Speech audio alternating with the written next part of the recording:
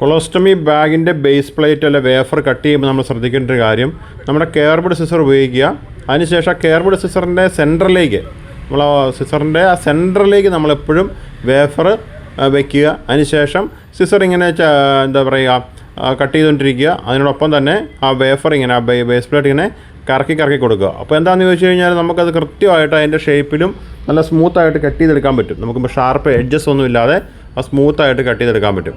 അപ്പോൾ അങ്ങനെ കട്ട് ചെയ്താൽ മാത്രമേ നമുക്ക് ആ സ്റ്റോമയുടെ ഷേപ്പും അതിൻ്റെ ആ ഒരു സ്നക്ക് ഫിറ്റ് നമുക്ക് എപ്പോഴും കിട്ടുള്ളൂ. അതിൻ്റെ ഗുണം എന്താണെന്ന് ചോദിച്ചു കഴിഞ്ഞാൽ നമ്മുടെ സ്കിൻ എക്സ്കോറിയേഷനും മറ്റു കാര്യങ്ങളൊന്നും ഉണ്ടാവില്ല, സ്റ്റോമയിലോട്ട് വേഫർ ടച്ച് ആവില്ല, ഷാർപ്പ് എഡ്ജസ് ഒന്നും ഉണ്ടാവില്ല. അതിനുശേഷം നമ്മുടെ വിരലും കൊണ്ടൊന്ന് അതിൻ്റെ എഡ്ജസ് എല്ലാം ഒന്ന് ടച്ച് ചെയ്തൊന്ന് എന്ത് ചെയ്യുക, ഒന്ന് സ്മൂത്തായി കൊടുക്കുക. ഇതാണ് നമുക്ക് ചെയ്യേണ്ട കാര്യം. അപ്പോൾ ശ്രദ്ധിക്കേണ്ട കാര്യം, എപ്പോഴും കെയർഫുള്ളായിട്ട് സിസർ ഉപയോഗിക്കുക. അത് കട്ട് ചെയ്യാനായിട്ട് ഈ ഒരു ടെക്നിക്ക് ഉപയോഗിക്കുക, അതായത് സിസറിൻ്റെ സെൻറ്ററിൽ വെച്ച് കട്ട് ചെയ്യുക.